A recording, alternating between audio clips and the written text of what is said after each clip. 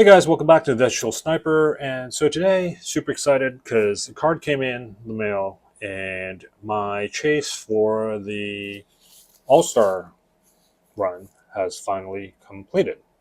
So let's have a look at the card that just came in. Okay.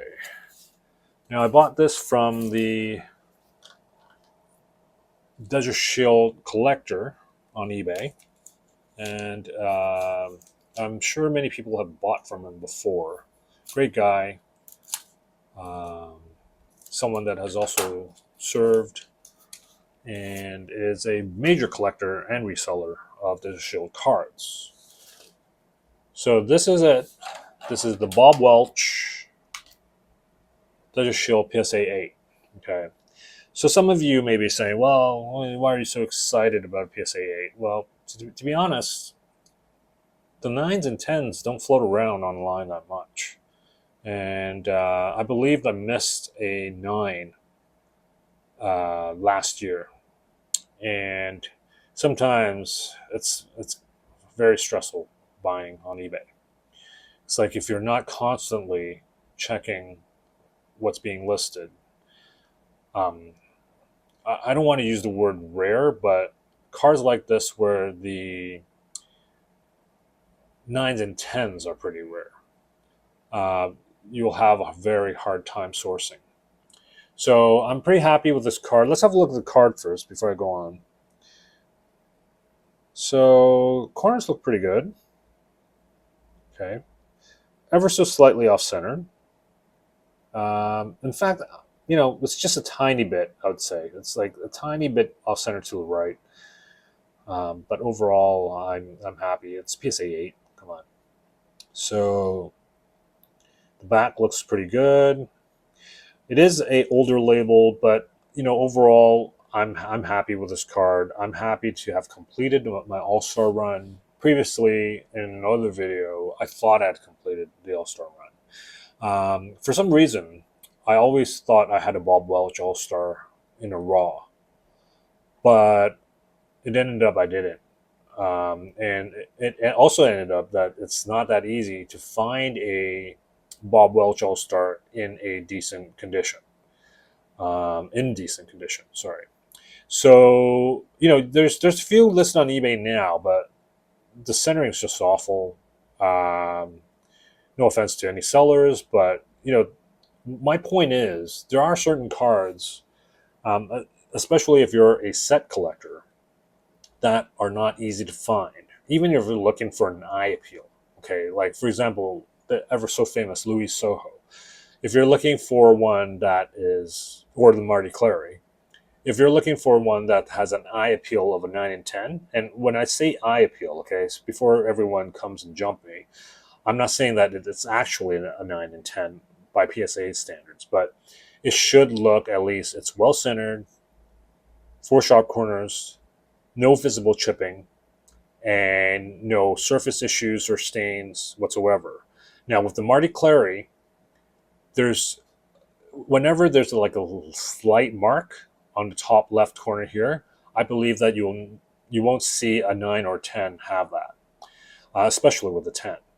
So with the Louis Soho, it's the centering is a major issue, and you will never see a 9 or 10, considering that a 9 should be well centered, that is off centered. So whenever you see a lot of these raw cards come about on eBay, they most likely have these characteristics. And same goes with this Bob Welch, because a lot of these cards have a severe centering issue. I believe a lot of them are off center to up top. So they're, yeah. And a lot of them may have like edge and corner issues as well. So I finally took the plunge and bought this. And the seller, the Desert Shield Collector, was willing to work out a good price. So yeah, I do suggest that if you're looking for cards to complete your set, he's a good guy to go to pick up your cards. And he knows a lot about these cards and the authenticity of you know and how to spot out fakes and stuff like that. So if you have any questions, he's very responsive. You can go reach him out and ask him. So yeah, this is one of the cards in All Star. What else is hard? Well, obviously the Griffey. I wouldn't say the Griffey's hard, but the Griffey's very expensive now. At a PSA 8, it's more like there's already around $200-300, and on eBay maybe it's slightly more expensive. But the nines are now at least like $500 to $600 easily. So while some cars may not be hard to find, they are getting more pricier. But in terms of the All Stars, the Bob Welch share is definitely a hard one to find.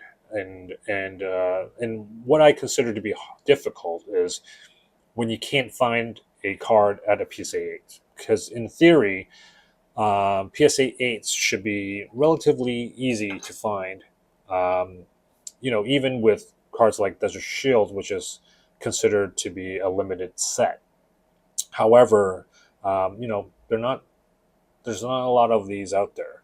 Now, there's also what else? Let's see. I mentioned the Marty Clary is one of them.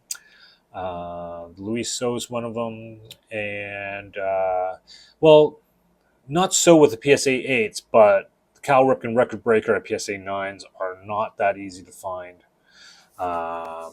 And also, who else? There's definitely a lot more. So sometimes, if you're collecting to invest, I would also consider these cards to be a good find because um, now this is debatable because we are seeing a decline in set collectors. But if you're betting on the fact that set collectors want to find high eye appeal, high grade cards, and what I mean by high grade is 8, 9s, and 10s, and of course, the higher the better. So investing in these cards now may have some upward potential because 30 years down the road, guess what? These cards will be even more valuable than it is now, potentially. And secondly, if more collectors come in, then the demand for these cards should increase. However, if what I'm saying is incorrect or correct, what I mean by that is the number of set collectors do decrease, and people are still interested in Desert Shield cards, but they're only interested in the key cards, like the cards you see in the background here. The Chipper Jones, Nolan Ryan, Griffey, Sandberg, Cal Ripken Jr., Nolan Ryan once again. There's more, but some examples. Then the so-called base commons will not be as in demand. And while I don't think they'll drop in price due to the fact that these are a limited,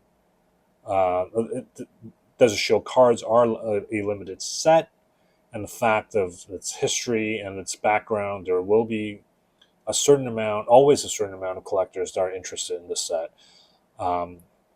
It will appear to be that certain cards will have a much faster rate of their valuation increasing, while some cards, maybe this one here, may not increase as quickly. So yeah, so it depends on what you think, right? I don't have an answer to this. I was showing the All-Star card the other day with Barry Bonds. I do think that this is one example where it's not a Hall of Famer, but due to the fact that I think Barry Bonds cards will always be in high demand, this will be a card that it's currently undervalued, but will go up drastically if you can get one that is in relatively good shape or is in a high PSA 8, 9, or 10 grade. So yeah, well, I'm super excited. One day I may make a video about my All-Star run because I finally completed it. I believe my record breaker run is complete. I think so. Yes. So now I do have the record breaker, the All-Star, and all the checklists. I'm considering what to target next. In a video before, I've talked about how I like to sort of isolate certain cards in a set and focus on these cards. While I know sometimes you can't really do that, right? Like, for example, if you're collecting the All-Star and all of a sudden a Nolan Ryan record breaker comes up on eBay and they look really good, obviously you're going to try to snag it. But what I mean is, at least have some sort of a schedule of how, or some goal in mind to how you want to aim at collecting this particular set. And for me, I started with the checklist because there's only 6 cards, and then I thought I would start with the All Stars, but ended up the record breakers came first, and I think it's because there's a lot of high value cards in the record breaker set, which makes it more accessible because it's more accessible on eBay, and I guess that's why the record breaker for me was the chase was completed first.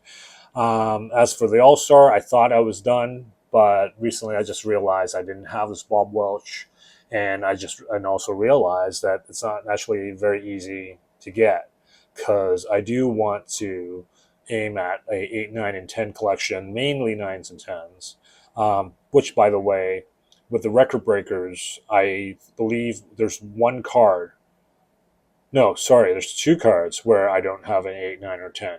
One is the Ryan Sandberg, which I have a PSA 7, and the other is the Cal Ripken, which I have a PSA 7. And I think the rest are all PSA 9s. So that set or that chase will be somehow upgraded in the future. But at the moment, at least I can say that, in terms of the collection or the personal collection wise, that chase is done.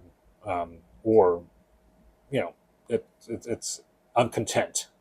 So yeah, I'm thinking about maybe doing a manager's run, or which doesn't really sound exciting because um, I believe the 2 cards in the manager set, which is kind of in demand, is one is probably the Sparky Anderson, which is super hard to find in PSA 10 or even a 9.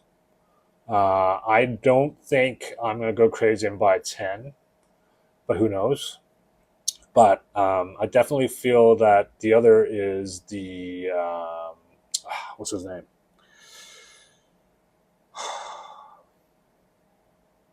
Dodgers managers. I suddenly forgot his name. Anyways, yeah, so I may aim at the manager's run because I do have a lot of these cards ungraded, but there will be certain cards where I will try to find high grade, especially if they have a high demand in the resale area. So it's either that or the rookies, and then after that will be just all base commons where I try to find them, whether it's raw or ungraded.